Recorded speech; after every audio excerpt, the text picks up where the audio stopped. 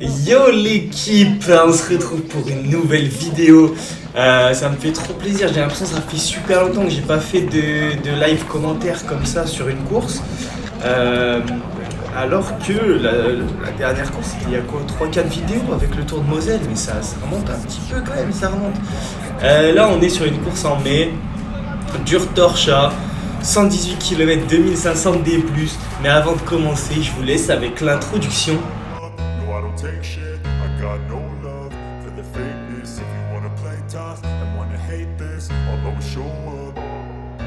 I don't ever slow up, no I don't take shit. I got no love for the fakeness. If you wanna play tough and wanna hate this, I'll always show up and make a statement. I don't ever slow up, no I don't take shit. I got no love for the fakeness. If you wanna play tough. Et voilà, c'est parti, le départ fictif est terminé, donc ça part fort. Durtorcha, qui connaît? Levez la main dans les commentaires. Du coup, course très spéciale, hein, c'est une des courses les plus dures d'Auvergne. Et vu que c'est une des courses les plus dures d'Auvergne, je pense que c'est une des courses les plus dures de France. Du coup, 118 km 2500 D+, comme je disais, 6 tours. 6 tours, donc un col de environ 5 bornes. Enfin, un col, je ne sais pas vraiment si c'est un col, mais une bosse de 5 bornes. Un plateau d'environ 5 bornes aussi, une descente, et on recommence. Tout ça 6 fois, donc c'est l'enfer, pour un total de 118 km. Donc ça se trouve, dans ce que j'ai dit, les calculs sont pas bons du tout, mais est-ce que je suis en train de calculer dans ma tête? Je sais pas. Donc le premier tour commence, et vu qu'on part juste au sommet du plateau, au sommet de la bosse, et la première difficulté, c'est la descente. Et oui, parce que la descente n'est pas facile du tout. La descente est très rapide, sinueuse un peu, mais ouais, si, quand même. Ça tourne dans tous les sens, pas de virage trop traître. Mais vu qu'on prend pas mal de vitesse, on a pris 86 km/h max cette année, enfin moi en tout cas. Certainement que des gars ont pris plus de 90, c'est sûr, parce que moi je vais jamais trop vite.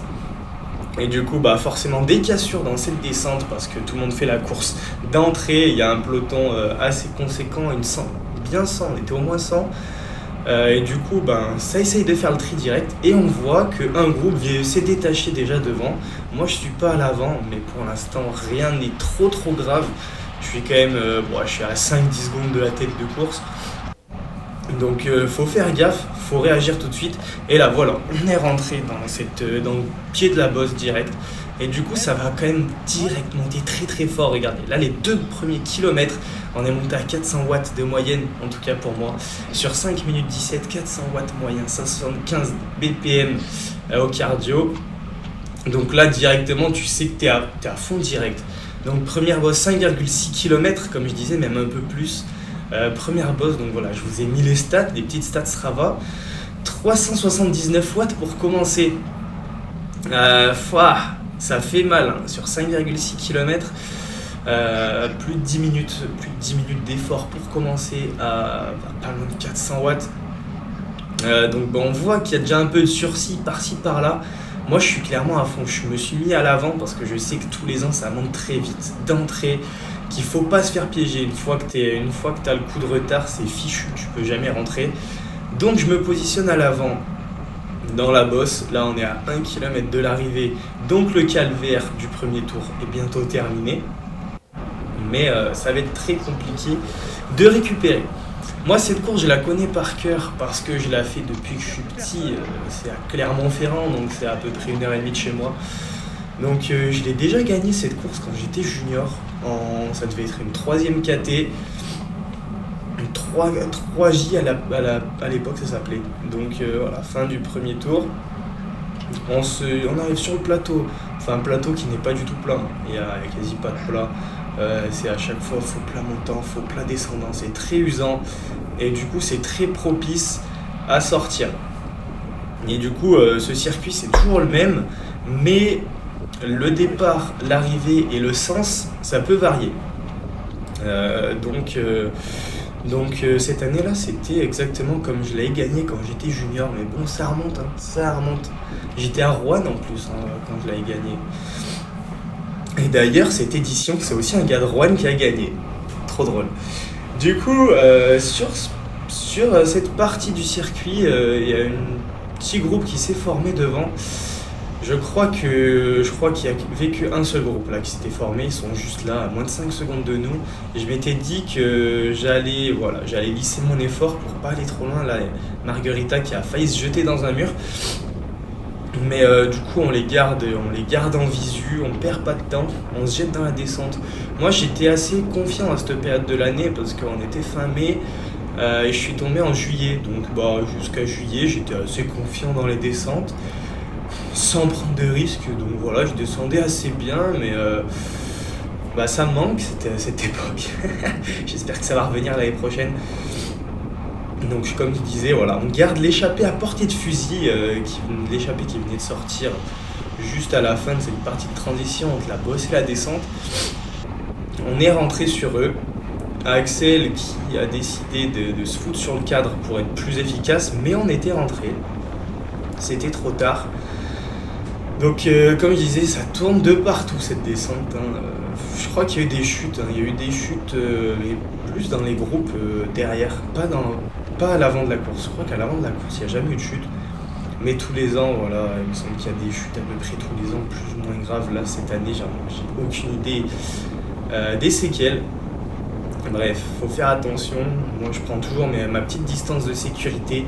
Jamais trop proche de la roue des gars. Je prends mes trajectoires. Et ça descend très très vite. Moi, je suis pas fan de ce genre de descente, là où il y a des belles courbes. C'est jamais trop piégeux, mais la route, de temps en temps, elle est un peu cassée. Et c'est surtout que tu prends beaucoup de vitesse. Regardez, on se rend compte de la vitesse. Là, c'est le seul virage qui nous oblige un peu à vraiment beaucoup freiner. Il fait quasi un demi-tour. Mais on reprend de la vitesse directement après. Mais voilà, ils ont failli se rentrer dedans. Je crois que c'est Loïs qui a essayé de rentrer dans le gars de l'histoire. Et là, on est à l'avant de la course du coup. On n'est plus qu'un groupe de 30 depuis le premier passage de la bosse parce que ça en a foutu partout. De toute façon, cette course, elle est très très dure à terminer. Moi, à chaque fois que je viens là, je suis dans l'optique de tout donner pour rester le plus possible à l'avant, mais c'est très dur. Donc on arrive dans le deuxième tour et les gars de top 16 là, ils reviennent foutre leur bordel. C'est eux qui faisaient monter super vite tous les tours, qui avaient fait monter le premier tour. Et donc dans le deuxième tour, voilà, sur 12 minutes 19, on a fait 345 watts moyen, donc un peu moins. Ça monte quand même très vite, 23,8 de moyenne dans 5% presque. Mais voilà, les watts se sont un peu calmés, mais franchement, j'ai pas trop récupéré du premier tour. Donc là, je me suis battu, j'étais encore à fond pour rester dans ce groupe. Je savais qu'au bout de 2-3 tours, ça allait se calmer. Le bidon qui finit par terre, c'est un loupé. Comme je disais, je savais que ça allait se calmer et que ça allait rouler régulier au bout de 2-3 tours parce qu'on n'était plus beaucoup, on est moins d'une trentaine maintenant à l'avant de la course. Il me semble qu'il y a eu 35 abandons, il y a eu à peu près 15 gars qui finissent à plus de 30 minutes. Donc voilà, ça fait énormément de dégâts. Mais moi je suis toujours à l'avant de la course. Et là je vais essayer de lisser mon effort au max, rester placé, parce qu'il y a des attaques de partout. Évidemment, les grimpeurs qui sont bien dans la bosse, ils en profitent ici pour essayer de sortir. C'est ici que tu peux faire le plus d'écart direct avec un groupe. C'est pas dans la bosse. Quand tu attaques dans la bosse, il y a tout le monde qui s'y attend et qui te suit. Alors que là, sur les parties de transition comme ça, tu peux mettre de beaux flingues et vraiment partir de l'avant et creuser un écart. D'ailleurs, je crois que c'est ce que Margarita va faire juste à l'instant. Voilà, je l'avais vu venir. Un flingue comme ça, voilà. Tu fous ça ici, et on te revoit pas. Ou alors, on galère à te revoir.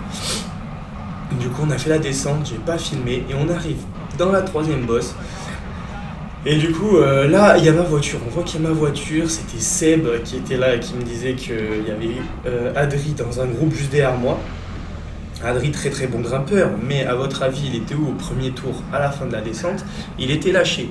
Donc voilà, moi je lâche du groupe à mon tour, enfin du groupe de tête. dans la troisième bosse. Et du coup, là, ce coup-ci, je monte à 330 watts. Et au sommet, à 1 km du sommet, je me fais rejoindre par le groupe d'Adrien Guillonnet. Donc bah là, il n'y a que des bons grimpeurs, hein. Franchement, ils étaient super forts en bosse tous, mais c'est ceux qui avaient été piégés dans la première descente, et du coup, ils vont faire toutes leurs courses à contre-temps, parce que là, on est déjà, je pense, bien, quasi 2 minutes du groupe de tête. Du coup, bah, ils font toutes leurs courses à contre-temps, et bah, ils vont jamais voir la tête de la course. Du début jusqu'à la fin, voilà, ils sont dans leur groupe, ils prennent des relais, et du coup, bah, ils récupèrent de temps en temps des gens, mais voilà, c'est tout. Donc c'est pour ça que la Dure Torcha, c'est une course très très spéciale, et faut vraiment pas se louper d'entrer dans le peloton. Donc bah, on arrive directement dans la quatrième bosse. On est déjà à plus de mi-course, et moi mentalement là c'est dur, parce que j'ai sauté juste au moment où il fallait pas sauter, enfin j'étais à fond, je pouvais pas tenir. Du coup, bah voilà, je suis dans ce groupe, d'entrée je saute parce que ça montait à un gros rythme vu qu'ils sont tous forts en boss. Et donc je monte en plus de 15 minutes à 291 watts moyen. Donc là les watts commencent fortement à baisser et je me fais reprendre par un petit groupe de... ils étaient que 3 je crois. Ils étaient 3, donc je me suis dit allez, je me faufile avec eux. Là, il y a beaucoup de cyclistes au bord de la route, c'est parce que c'est la course deuxième ou troisième KT. Du coup, ils ont 3 tours, donc ils ont fini. Rudel qui était là, qui me donne un bidon, alors qui était dans le peloton au début. D'ailleurs, je vous ai pas dit qui avait de l'équipe, il y avait Rudel, donc qui me donnait un bidon. Coste, on va le voir plus tard dans la course. Guillonnet et moi. On n'était que 4. Tout le reste de l'équipe était à l'Alpizère Tour. Et nous, du coup, on était venus ici, petite équipe, avec Seb en DS. Et du coup, voilà, pour l'instant, moi je suis dans ce petit groupe. Guillonnet est toujours intercalé, qui essaye de rentrer à l'avant, mais bon, il perd des minutes par minute, hein, par rapport au premier groupe. On arrive dans quel boss 5e? On est peut-être dans la 5e boss. Oui, c'est ça, 5e boss. Et du coup, voilà, débandade, plus de 16 minutes pour monter ici, 264 watts. Donc 264 watts, c'est un bon rythme à l'entraînement, hein. C'est un gros I2. Mais en course, c'est léger, quoi. C'est très très léger. Une fois de plus, j'étais dans la pampa et je me fais rattraper par un nouveau groupe. Donc dans ce groupe, il y a Flo Coste. Donc Dossard 42, voilà, je me retrouve ici pour finir la course. On passe à la cloche, c'est le début du dernier tour. Et là, on est quasi le peloton principal, je pense, hein. On est à un peu moins de 10 minutes de la tête de course, voilà. On fait notre course à notre niveau. Et on va essayer de se faire la course entre nous pour aller jouer le top 30. Parce que là, on joue le top 30. On joue une place de 28e, 27 ou 28. Mais dans la descente, voilà, il y a un ou deux gars qui vont sortir, on va pas les revoir. Donc au final, maintenant, on joue la place de 29. Ça descendait toujours assez bien dans la descente. Et donc moi, toujours, je prends un peu mes distances de sécurité. Là, le gars de Béziers, j'avais l'impression qu'il allait se foutre au tas. Il sort à 2 cm du fossé, il a eu chaud, il a eu très chaud. Il a viré là où la route était un peu cassée. Donc ça l'a fait sortir de sa trajectoire, il a eu chaud. Là, je suis vraiment à 10-15 mètres des roues. Je m'éloigne du risque, quoi. J'ai vraiment pas envie de me foutre par terre. On est à 10 bornes de l'arrivée. Pied de la bosse, et là, pied de la bosse, et ça va quand même monter vite. Tout le monde s'est chauffé là dans le groupe pour aller se faire une dernière montée assez rapide. Donc 11 minutes 32 pour les 4 km 5. À chaque fois, j'ai pas vraiment pris la même portion. Mais 23,4 km/h de moyenne, 361 watts quand même. Donc voilà, les watts, 100 watts de plus que la montée de tout à l'heure. 99 si je me trompe pas, 99 watts de plus. Et c'est le petit Flo Coste qui fait monter. Du coup, je vais me dire, allez, je vais aller l'aider. Là, carrément, ça casse. On a 3 bornes de l'arrivée. Il y a des cassures dans le groupe, tout le monde est à fond. On a plus de 3 heures de course maintenant. Et du coup, moi, je fais le jump. Je vais rejoindre les 4. Non, ils sont combien 5 à l'avant. Du coup, ça reconstitue un petit groupe. Il me semble que ça va rentrer. Flo qui a des fourmis dans les jambes. Regardez, il roule. Du coup, on va prendre tous les deux des relais. Voilà, ça nous fait un bon entraînement. Fin de course comme ça, monter fort. Ça nous servira pour la suite. Maintenant, moi, je suis en coupure, là. C'est la fin d'année. Mais en tout cas, ça va pas servir à rien. Une course comme ça, dure. Ça met dans le rythme. Et là, voilà, Flo, je le laisse un peu sortir. On est bientôt dans le dernier kilomètre. Et là, je vais lui dire, allez, garçon, fous-toi dans la roue, je fais toute la fin. Et du coup, 2 km de l'arrivée, 2 km 2. Les 5 dernières minutes, j'ai fait 391 watts. Et du coup, je lui ai emmené le sprint, je lui ai dit, vas-y, fous-toi dans ma roue. 500 derniers mètres, 500 watts, voilà, 1 minute 1 pour les derniers 500 mètres. Et 181 de moyenne au cardio. Et du coup, je lui ai emmené le sprint, mais je voulais pas lui faciliter la tâche quand même. Et j'ai fait le sprint aussi. Je me suis dit, s'il veut me doubler, il va devoir mettre des watts. Du coup, j'ai fait mon sprint. On n'est plus que 2, on est 3 à jouer le sprint. Et voilà, ils ont pas réussi à me doubler, les deux qui étaient dans la roue. Du coup, je prends la 29e place, Flo, il prend la 30e place. Et voilà, j'espère que cette vidéo vous a plu les gars. N'oubliez pas d'aller vous abonner sur Strava. Et d'ailleurs, je suis en plein rush. Si vous me permettez d'atteindre les 10 000 abonnés YouTube d'ici Noël, moi je vous organise un concours de Noël. Voilà, et j'espère que cette vidéo vous a plu. Moi, ça m'a fait grave plaisir de retourner une petite vidéo comme ça. Une petite vidéo de course classique. Même si je me suis fait casser la gueule pendant 3h20. Allez, on se retrouve la semaine prochaine, normalement. Parce que là, je suis en vacances pendant que vous regardez ça. Donc, est-ce que j'aurais fait une vidéo pour la semaine prochaine? J'espère. Allez, ciao l'équipe.